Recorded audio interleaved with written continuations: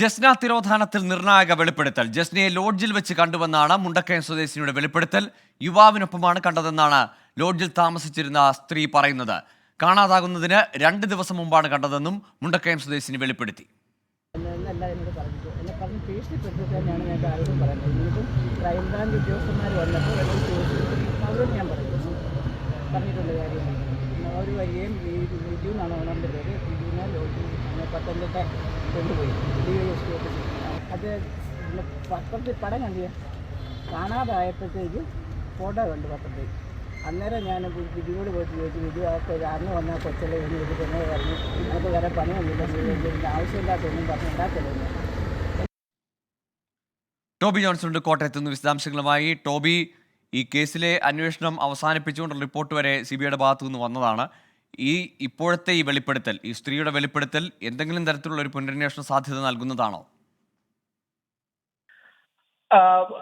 ഗോകുൽ, കഴിഞ്ഞ ദിവസം ഉണ്ടായ സംഭവവികാസങ്ങൾക്ക്, അതായത് കോടതിയിലുണ്ടായ കാര്യങ്ങൾക്ക് പിന്നാലെയാണ് ഇത്തരത്തിലുള്ള ഒരു വെളിപ്പെടുത്തൽ വന്നിരിക്കുന്നത്. പക്ഷേ ഏത് സാഹചര്യത്തിലാണ് ഇവർ ഇങ്ങനെ സംസാരിച്ചത്, അല്ല ഇങ്ങനെ ഒരു വെളിപ്പെടുത്തൽ ഇപ്പോൾ നടത്തിയത് എന്നുള്ളതിനെ കുറിച്ച് വ്യക്തമായിട്ടുള്ള ഒരു അന്വേഷണം വേണമെന്ന് തന്നെയുള്ള നിലപാടാണ് പോലീസ് സംഘത്തിലും അതുപോലെ CBI സംഘത്തിലും എല്ലാം ഉള്ളത്.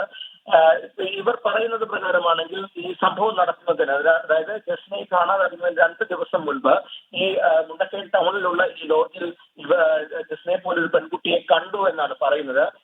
ഇവർ മുറിയിലേക്ക് വരുമ്പോൾ, അല്ലെങ്കിൽ ആ ഹോട്ടൽ ലോഡ്ജിൽ ഉണ്ടായിരുന്നപ്പോൾ മൊബൈൽ പിടിച്ചുകൊണ്ട് സ്റ്റെപ്പിന് സമീപത്തായിട്ട് നിൽക്കുന്നതായി കണ്ടു എന്നാണ് ഇവർ പറയുന്നത്. പിന്നീട് ഈ കുട്ടി തന്നെയാണ് എന്ന് പത്രങ്ങളിൽ വാർത്ത വന്നപ്പോഴാണ് മനസ്സിലായത്. പള്ളിയിൽ കമ്പിയിട്ടത് അടക്കമുള്ള കാര്യങ്ങൾ അവർ കണ്ടു എന്നാണ് പറയുന്നത്. അതുകൊണ്ട് തന്നെ അന്ന് പിന്നെ പറയാതിരുന്നത് പേടിച്ചിട്ടായിരുന്നു. അതോടൊപ്പം തന്നെ ഈ ലോഡ്ജ് ഉടമ ഭീഷണിപ്പെടുത്തി ഇത്തരം കാര്യങ്ങൾ ആരോടും പറയണ്ട എന്ന് പറഞ്ഞു എന്നാണ് ഇവർ പറയുന്നത്. അതിനുശേഷം ഇപ്പോൾ ലോഡ്ജ് ഉടമയുമായി തർക്കങ്ങളൊക്കെ ഉണ്ടായിരുന്നു. ഇതിന്റെ അടിസ്ഥാനത്തിലാണ് താനിത് തുറന്നു പറയാൻ തയ്യാറായത് എന്നാണ് ഇവർ പറയുന്നത്. എന്നാലും ഈ ലോഡ്ജ് ഉടമ പക്ഷേ ഈ ആരോപണങ്ങൾ നിഷേധിച്ചിട്ടുണ്ട്. അങ്ങനെ ഒരാൾ വന്നിട്ടുണ്ടെങ്കിൽ താനത് അറിയേണ്ടതാണ്. അത്തരത്തിലുള്ള ഇവർ പറയുന്നത് നിലവിൽ താനുമായുള്ള തർക്കത്തിന്റെ അടിസ്ഥാനത്തിൽ ഉണ്ടായ ഒരു, അല്ലെങ്കിൽ ആ ഒരു വൈരാഗ്യം തീർക്കുന്നതിന് വേണ്ടി പറഞ്ഞതാകാം എന്നാണ് പറയുന്നത്. എന്തായാലും ക്രൈംബ്രാഞ്ച് ഈ വിഷയം വിശദമായിട്ട് അന്വേഷിച്ചിരുന്നു എന്നും ഈ ലോഡ്ജ് ഉടമ പറയുന്നുണ്ട്. നമുക്കറിയാവുന്നതുപോലെ ജസ്നയെ കാണാതായതിനു ശേഷം പോലീസ് വിശദമായിട്ടുള്ള അന്വേഷണം നടത്തിയിരുന്നു. ഇതിന് ഈ ലോഡ്ജിന് തൊട്ട് സമീപത്തു കൂടി തീർച്ചയായും ഇപ്പോൾ ഏറെ നാളുകൾക്ക് ശേഷമുള്ള വെളിപ്പെടുത്തലാണ്. വർഷങ്ങൾക്ക് മുമ്പുള്ള ഒരു ദിവസം, അതും ജസ്നയെ കാണാതാകുന്നതിനും 2 ദിവസം മുമ്പ് അവിടെ വെച്ച് കണ്ടു, മുണ്ടക്കയത്തെ ലോഡ്ജിൽ വെച്ച് കണ്ടു എന്നാണ് ഇപ്പോൾ ഈ സ്ത്രീയുടെ വെളിപ്പെടുത്തൽ. അതിൽ തന്നെ ചില വൈരുദ്ധ്യങ്ങളുണ്ട്. അത് അപ്പാടെ തള്ളിക്കൊണ്ടാണ് ഇപ്പോൾ ആ ലോഡ്ജ് ഉടമയുടെ പ്രതികരണം വരുന്നത്. അങ്ങനെ ജസ്ന അവിടെ എത്തിയിട്ടില്ല, തന്നോടുള്ള വിരോധം കാരണമാണ് ഈ സ്ത്രീ ഇങ്ങനെ ഒരു വെളിപ്പെടുത്തൽ നടത്തിയിരിക്കുന്നതെന്നും പറയുന്നുണ്ട്. ടോബി തുടരുന്നുണ്ട്. ടോബി, ക്രൈംബ്രാഞ്ചും CBIയും ഒക്കെ ഇവരുടെ ഈ പരാമർശം, അല്ലെങ്കിൽ ഇവരുടെ ഭാഗത്തു നിന്നുള്ള ഈ വെളിപ്പെടുത്തൽ നേരത്തെ പരിശോധിച്ചിട്ടുണ്ടോ? മാത്രമല്ല, ഈ ലോഡ്ജിൽ ഏതെങ്കിലും തരത്തിൽ മുമ്പത്തെ നടന്ന അന്വേഷണങ്ങൾ, അല്ലെങ്കിൽ ചോദ്യം ചെയ്യലിലോ മൊഴിയെടുപ്പിലോ എല്ലാം ഈ ലോഡ്ജ് ഉടമയൊക്കെ ഉൾപ്പെട്ടിട്ടുണ്ടോ? ഗോകുൽ, തീർച്ചയായിട്ടും ഇവർ ഉൾപ്പെട്ടിട്ടുണ്ട്. കാരണം ലോഡ്ജ് ഉടമ തന്നെ അക്കാര്യം പറയുന്നുണ്ട്. അതായത് ഈ സംഭവം നടന്നത്, ഏറ്റവും പ്രധാനപ്പെട്ട ഒരു കാര്യം, ജസ്നയെ അവസാനമായിട്ട് കണ്ടെത്തിയത് ഈ ലോഡ്ജിന് സമീപത്തുള്ള ഒരു തുണിക്കടയുടെ CCTV ദൃശ്യങ്ങളിലാണ്. ആ തുണിക്കടയുടെ മുന്നിലൂടെ നടന്നു പോകുന്ന ദൃശ്യങ്ങളാണ് അവസാനമായിട്ട് കണ്ടത്. അതുകൊണ്ട് തന്നെ ആ സ്ഥലം കേന്ദ്രീകരിച്ച് ക്രൈംബ്രാഞ്ചും CBIയും ഒക്കെ വിശദമായിട്ടുള്ള അന്വേഷണം നടത്തിയിരുന്നു. പ്രത്യേകിച്ചും ഈ പ്രദേശത്തുള്ള ആളുകളെ വിളിച്ചു വരുത്തി, ഓഫീസിലേക്ക് വിളിച്ചു വരുത്തി ക്രൈംബ്രാഞ്ച് CBIയും ഒക്കെ മൊഴിയെടുക്കുകയും ചോദ്യം ചെയ്യുകയും ഒക്കെ ചെയ്തതാണ്. ഈ ഹോട്ടൽ ഉടമയും ഇതിന്റെ ഭാഗമായിട്ട് ഇപ്പോൾ ആ ലോഡ്ജ് ഉടമയുടെ പ്രതികരണം തന്നെ നമുക്ക് ലഭ്യമായിട്ടുണ്ട്. ആ പ്രതികരണത്തിലേക്ക്.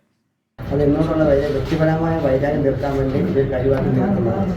ഇതിന് പിന്നിൽ കുറേ പേരുണ്ട്. ജാതിപ്പേര് വിളിച്ച് നമ്മൾ കേസ് കൊടുത്തിരുന്നു. ആ കേസ് ജാമ്യം കിട്ടി. ജാമ്യം കിട്ടുന്ന 2 ദിവസം മുമ്പ് 5 ലക്ഷം രൂപയും അല്ലെങ്കിൽ 1 ഏക്കർ സ്ഥലം വീട് കൊടുത്തില്ലെങ്കിൽ നിങ്ങളുടെ ലോഡ്ജ് കൂട്ടുമെന്ന് നമ്മുടെ ഭീഷണിയുണ്ട്. അതിൻ്റെ റിപ്പോർട്ടെല്ലാം നമ്മുടെ കയ്യിലുണ്ട്. ടോബി തുടരുന്നുണ്ട്. ടോബി, ഇത് അപ്പാടെ, ഈ വെളിപ്പെടുത്തലിനെ അപ്പാടെ തള്ളുകയാണ്. മുമ്പ് അന്വേഷിച്ചതാണ്, പരിശോധിച്ചതാണ്, ഇനി അതിൽ കൂടുതലൊന്നുമില്ല എന്ന് നിസ്സംശയം പറയുകയാണല്ലോ ഈ ലോഡ്ജ് ഉടമ.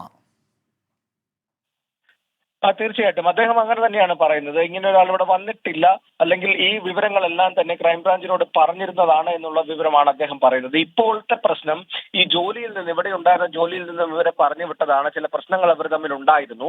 അതിന്റെ അടിസ്ഥാനത്തിലാണ് ഇങ്ങനെ ഒരു ആക്ഷേപം ഉന്നയിക്കുന്നത് എന്നാണ്. പക്ഷേ ഈ വെളിപ്പെടുത്തൽ നടത്തിയ മുണ്ടക്കയം സ്വദേശിനി പറയുന്നത് അന്നേ ഈ വിഷയം ലോഡ്ജ് ഉടമയെ അറിയിച്ചതാണ്. എന്നാൽ അന്ന് ഈ വിവരങ്ങൾ പുറത്തു പറഞ്ഞ് വിവാദങ്ങളിലേക്ക് പോകണ്ട എന്ന് പറഞ്ഞുകൊണ്ട് മിണ്ടാതിരിക്കാൻ ഭീഷണിപ്പെടുത്തി എന്നാണ് അവർ പറയുന്നത്.